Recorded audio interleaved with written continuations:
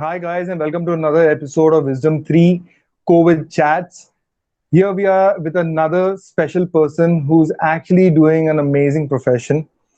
She runs a company called Brilliant Minds and has been doing it for the last 14 years. She has various certifications of uh, having learned Jolly Phonics, having learned calligraphy, having learned handwriting improvement as well, and also a winner of Superpreneur Awards of 2020. She's a tutor par excellence, and she teaches for the students from upper KG to standard 8 on all subjects across all boards. She has also prepared students who are appearing for the Olympiad and the Neltas. She teaches French and grammar for students till the 8th grade. We have with us Mrs. Shweta Davda. She's a mother of two children, ages 14 and 8 years, the elder being the daughter and the younger being the son. And she also manages a business at the same time. Can you believe it? A superpreneur. That's what she got an award for in 2020. Us. So, welcome to the show, Shweta. Thank you. So, Shweta, to start off the questions, we like to ask you is what made you get into this profession? Certainly. It was my passion for teaching and the love, the affection, and that students shower on teacher who is able to inspire them by examples in all spheres, and that surpasses the joy that wealth, the joy that wealth can't bestow. So, then what was the next step after you started your profession? After I started my profession, it was like I never settled down. I was just pursuing my studies each and every day with some of the other degrees, which was helpful for me in upgrading my skills. So, since the time that you started this profession, you would have faced some kind of challenges when you started it. What are the Yes, challenges that you've normally faced when you were starting the profession? I'm sure there are many young women out there who want to have an understanding of how can they start something.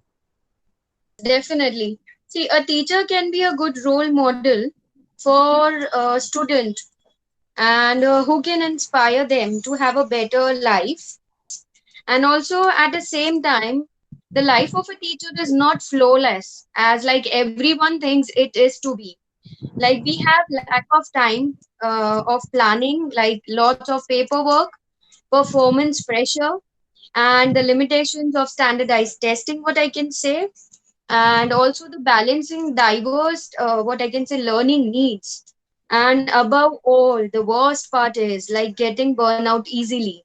And I'll explain you also how, in case of a teacher, it is like why we burn out so easily is feeling overworked, underpaid for a job, lack of personal time, and also the difficulty of managing the personal life balance and not getting the proper rest at all, I can say. Rest in the sense is like, as I told you, lots of paperwork, so we have to plan accordingly our schedule.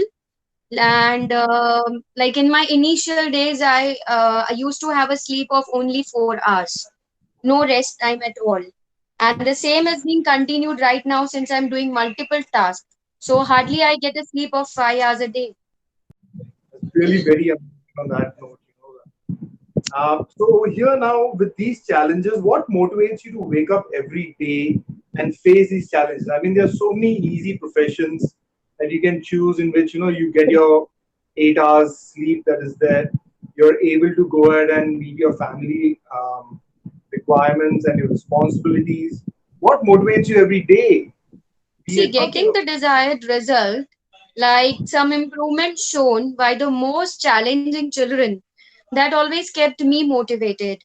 Like, as I can say, the few years back when I was been running my academy, and I don't know from nowhere, someone suggested to a student who was differently able. He was blind, and he came to me for coaching.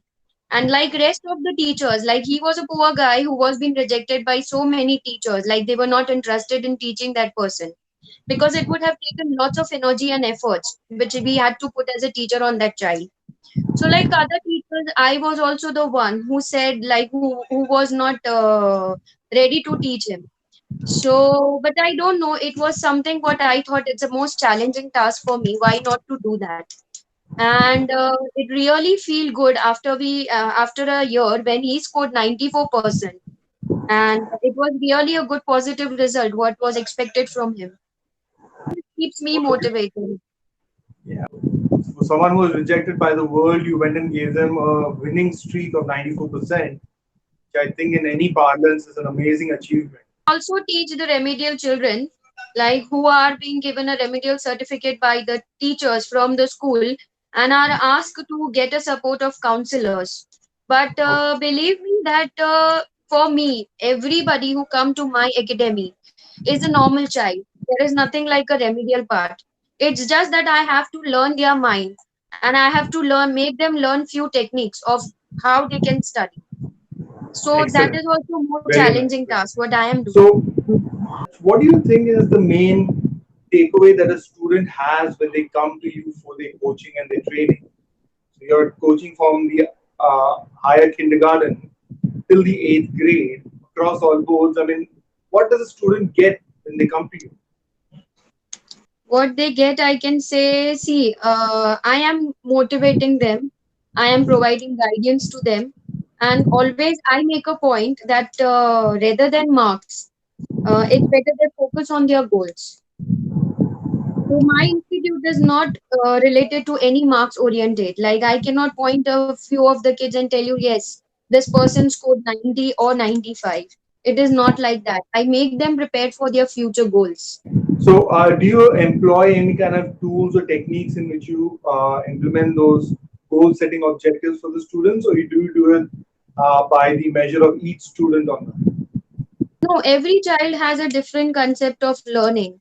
So I have to learn the technique. I have to understand the mind of that child, like how I can make him or her sit at one place and input 2 hours every day. So that is the most challenging task what I have to do every day, because no Okay, child is same, and the understand. behavioral traits are also completely different. What I find with them. Right, right. Nice, nice. So tell me one thing on this whole note of this. It's been like 14 years that you've been teaching students right now. You've had so many challenges that you've tried to overcome. You have so many successes as well.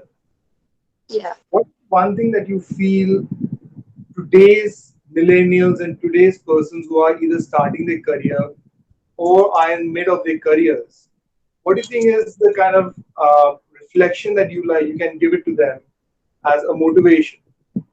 I would like to give one message to the people who are at the start of their career, or like whatever they are going to start with their studies or whatever process. It is like no matter on like no matter where you are on the pathway of your life. So don't let the pain of your imperfect past hinder the glory, or what I can say, of your fabulous future. See, we all have some past, okay? So why don't we put that past somewhere back itself in the past itself? Why we want that past to just follow us in our upcoming future also? We should not look behind once we have a way. As I always said, where there is a will, there is a way. It is up to you what you want. No negative thoughts should ever put you down. Wonderfully put on that. That's very nice. Very nicely said and envisaged for the children of tomorrow. So nice on that. If there was something in your life, Shweta, that you would like to redo maybe in the last 14 years, what is the one thing that you would like to change about maybe your the way you started your business, the kind of business you went in, the kind of approaches you've taken? What is it? What would we do all over again? Uh, yes. See, I have no regrets in my life so far, because I'm not a person to settle for an average. Yes, I had faced many of my challenges when I started with my own venture. It was like from how and from where and to do what.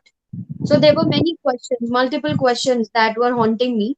But right now I can say that when I look at the journey from where I started, what I feel is I have always been a new version of myself.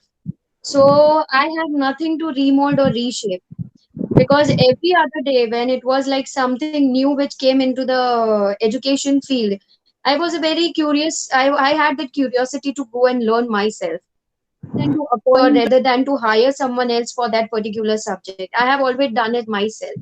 May it be phonics, I learned phonics because age was just a number. I have never thought that being at this age, was it easy for me to learn? Yes, it was very easy for me to learn because it was just a number. All in It's your all in your mind. mind. So age is not a number, it's all in your mind. Wonderful words said on that. Wonderful words. So now, as of today, Shweta, what is it that you would like to say in the lockdown period for students who are trying to study from their homes? What is the one message you like to give them while they're studying at home?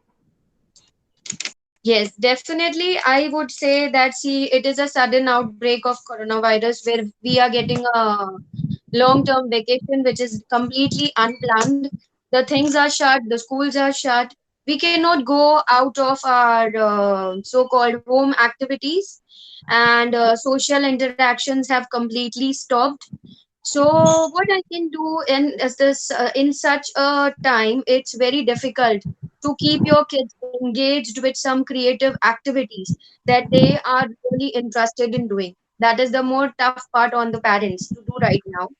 But Okay. the schools may have shut down, but that should not derail the routine of the kids. Okay. So what you can do is engage them in painting, writing, or you can say reading, or also the best part is to planting. Right now, make them do planting. So where they have a lot of time and energy to spend. Brilliant. Taking them closer to the environment. So nice of you. So thank you so much, Shweta, for joining us in today's chat. It was very nice to have you on board. It was definitely a learner for us in the kind of knowledge that you shared with us on that. Definitely take it to the audience, and we hope that they are able to connect with you. Uh, Audience, if you really like what Shweta said, and believe me, she has a wonderful method of teaching from what I've spoken with her. You need to connect with brilliant minds. The details are given in the comments below, and you can always get in touch with her as well through our Wisdom 3 portal, and you can actually reach out to her to help your children in Mumbai. Shweta, which location are you looking on? Are you giving online Yes, services? my online lectures are going on for handwriting improvement, grammar, and Jolly Phonics. And this is the need of an hour right now, I can say. So only these three subjects can be taught online. And my location is Kandivali West. Excellent. This is so nice as such. So thank you so much, Shweta, once again. Thank you for coming Thank you on so much. Sim 3 COVID chats, and we'll see you again in the next Thank episode. you so much, Roshan, for giving me this platform. And pleasure is entirely mine. Thank you so much. Take care. Please like, subscribe, and share the video